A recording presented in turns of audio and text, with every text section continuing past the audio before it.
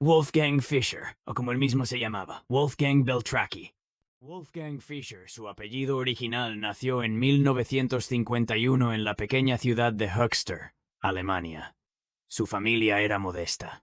Su padre, Karl-Heinz Fischer, era restaurador de frescos religiosos, un oficio que exige paciencia, precisión y conocimiento profundo de técnicas antiguas de pintura. Para Wolfgang, crecer en ese ambiente significó dos cosas clave. Primero, aprendió a copiar.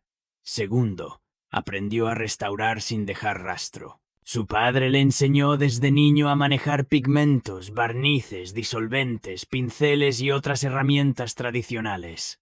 Wolfgang decía que comenzó a pintar casi antes de aprender a leer. A los 12 años ya imitaba estilos clásicos por diversión. A los 14 ya podía copiar a Rembrandt y a Rubens con un nivel que asustaba a los profesores. Pero no era un niño prodigio guiado por el arte. Era un rebelde, un inconformista, alguien que nunca encajó en el modelo escolar. Dejó los estudios pronto. Trabajó como restaurador, como decorador, como pintor a secas, y después empezó a vivir de forma itinerante. Viajaría por Francia, Alemania, Países Bajos, Marruecos, vendiendo pinturas, copiando estilos y experimentando con materiales antiguos. Cada viaje era una escuela diferente. Cada copia le hacía mejor artista. Sin saberlo, estaba construyendo su futuro como uno de los mejores falsificadores de la historia. Durante los años 70 y 80, Wolfgang vivió como un artista bohemio. Vendía cuadros que nadie le compraba si los firmaba él mismo. Pero descubrió algo. Si los firmaba como estilo de o inspirado en, se vendían mejor. Y pronto dio un paso más. ¿Qué pasaría si realmente los firmaba con el nombre del artista original? Al principio hacía falsificaciones pequeñas, de poca importancia, vendidas a turistas o en mercadillos. No eran grandes obras maestras, eran falsos. Dibujos perdidos, bocetos, trabajos menores. Pero incluso así empezaba a correr el rumor. Había un joven capaz de copiar cualquier estilo. Tenía un talento extraordinario para adaptarse al movimiento artístico que quisiera imitar. Impresionismo, expresionismo, modernismo, todo le salía natural. Eso despertó una reflexión peligrosa. ¿Por qué perder el tiempo vendiendo falsificaciones baratas si podía crear obras nuevas desaparecidas y venderlas por cientos de miles?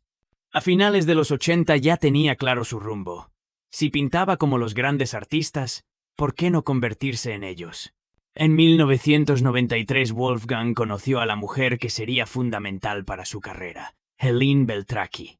No solo fue su esposa, fue socia, cómplice, actriz en la historia, creadora de documentos falsos, organizadora de ventas y sobre todo la pieza clave para dar credibilidad al mayor engaño que estaba por venir. Juntos diseñaron un plan magistral. Crear una colección ficticia llamada la colección Jaegers, supuestamente heredada por Helene a través de su abuelo. Este abuelo, según la historia, había sido un coleccionista adinerado que adquirió obras de grandes pintores alemanes antes de la Segunda Guerra Mundial. Para evitar que los nazis requisaran todo, las escondió. Tras la guerra quedaron olvidadas y la familia las conservó en silencio durante décadas. La narrativa era perfecta. Además, los artistas elegidos tenían catálogos incompletos. Era imposible saber cuántas obras habían pintado realmente o dónde estaban. Es decir, había huecos donde encajar falsificaciones perfectamente. Este fue el aspecto que convirtió su estafa en algo tan brillante. Beltracchi no falsificaba obras famosas, no copiaba cuadros existentes. Él creaba obras completamente nuevas, pero siguiendo el estilo exacto de un artista real. Es decir, ¿cómo sería un Campendonk de 1914 que nunca hemos visto? Y él lo pintaba. Eso hacía que la obra fuera imposible de rastrear porque nunca había aparecido antes. Y como el catálogo del artista era incompleto, nadie podía asegurar que no existiera realmente. Para hacerlo bien, Wolfgang estudiaba meses cada detalle. El libro completo del artista, su evolución cronológica, su uso real de pigmentos, los soportes históricos. los tamaños estándar que usaba, la temática del año concreto. Si Ernst usó un azul específico ese año, Beltraki también. Si Campendonk estaba obsesionado con los caballos ese mes, él pintaba caballos. Si Pechstein estaba viajando por el Pacífico en esa época, incorporaba motivos apropiados. Luego buscaba lienzos antiguos, sábanas viejas, tablas de armarios de época, lo que fuera necesario. Quitaba todo rastro moderno, añadía sellos antiguos falsificados, y para completar la apariencia, Helene posaba en fotografías falsas, supuestamente tomadas décadas antes, sosteniendo las obras. Las fotos eran el toque maestro. Si existía una foto antigua con el cuadro, nadie dudaba. Con esta estrategia, la pareja empezó a colocar sus obras en galerías, marchantes y casas de subastas. Las ventas se multiplicaron, los precios se disparaban, los especialistas quedaban impresionados. Algunas casas de subastas incluso escribían textos apasionados describiendo la importancia histórica de estas obras recién descubiertas. Se vendieron cuadros por cientos de miles, incluso por más de 1 millón. Todo bajo una estructura perfectamente organizada. Wolfgang pintaba. Helene creaba la historia. Documentación falsa. Marchantes intermediarios que actuaban como puente. Subastas europeas e internacionales. Incluso compradores como el actor Steve Martin adquirieron obras falsas creyendo que eran auténticas. Durante aproximadamente 30 años, Beltraki engañó al mercado del arte a nivel global. Pero incluso los mejores cometen errores. En 2006 vendieron una obra atribuida a Heinrich Campendonk, presuntamente de 1914. El cuadro pasó por expertos, por subastas y por coleccionistas sin problema. Pero en 2008, durante un análisis técnico solicitado por un comprador desconfiado, un laboratorio detectó algo aparentemente insignificante. Titanio blanco en el pigmento. El titanio blanco solo empezó a usarse como pigmento artístico después de los años 20. Por tanto, era imposible que una obra de 1914 lo contuviera. El castillo de naipes se vino abajo. Los análisis comenzaron. Las casas de subastas revisaron otras obras. Los catálogos empezaron a tambalearse. En 2010, la policía alemana irrumpió en su casa y en su estudio. Se rastrearon decenas de ventas, empresas pantalla, documentos falsos, fotografías retocadas. Al final, Beltraki confesó al menos 14 falsificaciones probadas.